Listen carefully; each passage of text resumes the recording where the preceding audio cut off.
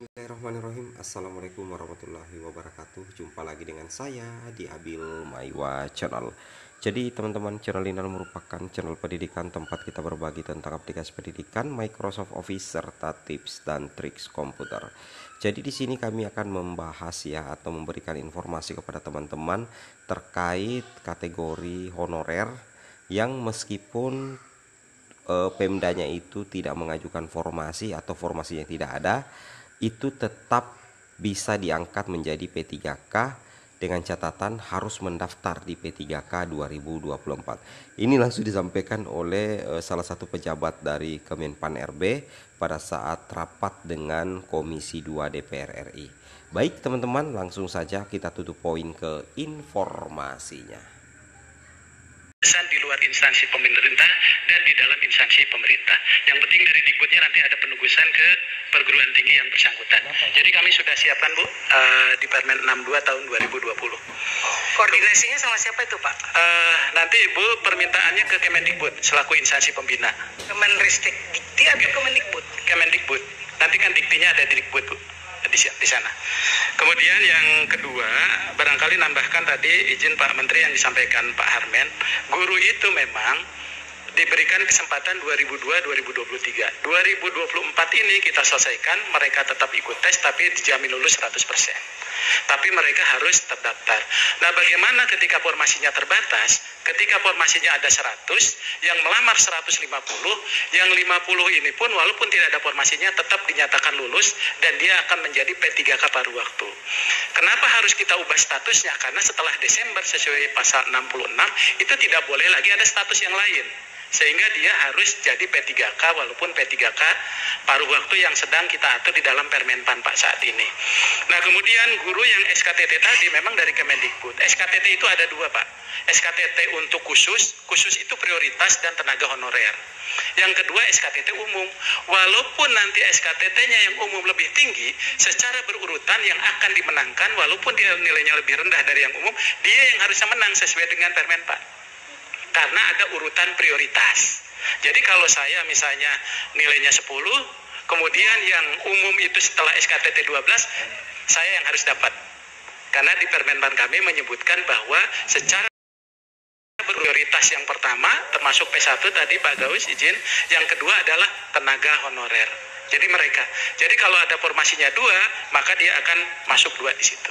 Nah, ini mungkin kalau pelanggaran-pelanggaran itu tadi mungkin itu praktek di lapangan yang memang harus diproses secara hukum.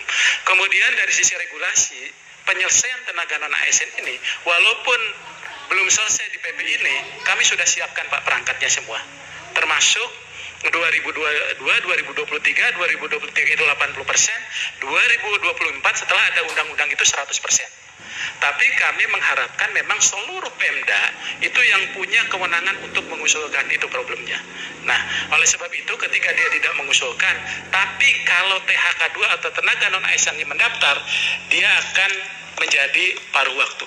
Jadi kesempatannya itu menghabiskan proses ini. Nah, yang kami khawatirkan itu justru ketika mereka tidak mendaftar di tahun 2024. Nah, kalau dia tidak melamar di 2024, maka dia tidak terdaftar sebagai orang yang pernah mengikuti tes. Nah, dengan demikian barangkali besok mungkin Pak Ketua nanti kami sampaikan undangannya Pak untuk bisa hadir untuk menghimbau kepada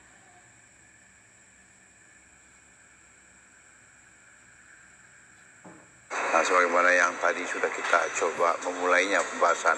Nah, saat ini kita sedang menyusun peraturan pemerintah, ya, sedang akan menyusun peraturan pemerintah berkenaan dengan penjabaran dari Undang-Undang Nomor 20 Tahun 2023 tentang aparatur sipil negara, termasuk di dalamnya adalah persoalan pegawai non-ASN yang dalam beberapa kali kita pertemuan dengan masyarakat, mereka masih mengatakan sebagian daripada mereka yang ada di pegawai non-ASN di daerah-daerah itu masih belum termasuk dalam surat yang dikirim oleh para bupati, wali kota, dan gubernur yang masuk dalam data yang termaktub di SPTJM-nya. Jadi oleh karena itu ternyata masih banyak jumlah pegawai yang di luar dari apa yang sudah disampaikan di non ASN itu. Jadi di luar dari itu, ini kita coba carikan solusinya. Yang jelas tadi kita sudah mensepakati bosnya suatu ketika mereka akan dimintakan semacam kesepakatan untuk melakukan tinjauan terhadap jumlah pegawai yang akan diangkat. Tadi kita memberikan pendekatan bahwasanya seluruh nanti pegawai non ASN ini supaya tidak ada lagi keluhannya ke depan. Tidak ada lagi pegawai non ASN yang tidak diangkat. Ini yang kita inginkan pada Desember tahun 2024 itu nanti. Artinya semua jenis mereka, baik itu tenaga kebersihan, tenaga kesehatan, tenaga lain yang sifatnya non ASN, tetap mereka akan diproses apakah sebagai tenaga P3K paruh waktu ataupun mereka penuh waktu. Itu yang akan kita carikan solusinya. Yang jelas kita akan selesaikan persoalan pegawai non ASN ini yang disebut dengan tenaga honor itu menjadi pegawai yang segera akan diangkat sebagai pegawai P3K. Itulah. Nah sekarang dengan kemudahannya jadi mereka yang berprestasi cepat karirnya, mereka yang nggak berprestasi cepat keluar gitu loh. Okay. Nah dengan gerbong atasnya kosong, gerbang bawahnya naik terus itu. Dan saat yang sama karena mereka sudah ada rekrutmen berikutnya yang utama ini dulu diberesin nih, dinaikin dulu gitu loh. Oke. Kalau memang rekrutmen yang ini diberesin nih, tapi kalau kita lihat di media sosial nih, udah rame pembukaan CPNS juga. Ini juga cukup mengkhawatirkan. Artinya kan kita juga belum tersentuh nih honorer ini, tapi sudah membuka lagi keran untuk CPNS di 2024. Skemanya seperti apa? Apakah nanti tetap yang honorer yang harusnya di P3-kan yang dijanjikan Desember ini akan goals akan tetap diutamakan? Ya, jadi ada dua proses berbeda. Satu, komitmen DPR dengan pemerintah memastikan 2,3 kalau belakangan tinggal 1,7 juta lah, karena 600, 500, 600 sudah masuk P3K, udah ada yang inisiatif sendiri mereka. Jadi mereka udah masuk gerbong. Kalau kemarin data terakhir dari BKN 1,7 juta, ini wajib Desember 2024 diserap semuanya. Menjadi P3K. Atau ASN langsung.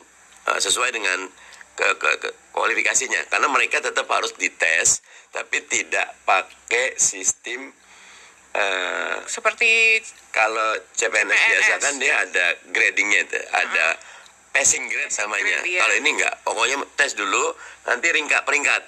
Misal tes 10 orang, 1 sampai 10, 1 sampai 5 masuk dulu. 6 sampai 10 berikutnya. Berarti yang 1 sampai 5 adalah yang full time itu. Kemungkinan besar full timer. Karena mereka punya kualifikasi. Yang ini tetap masuk. Wajib masuk. Karena kita menilai tidak boleh ada yang di PHK.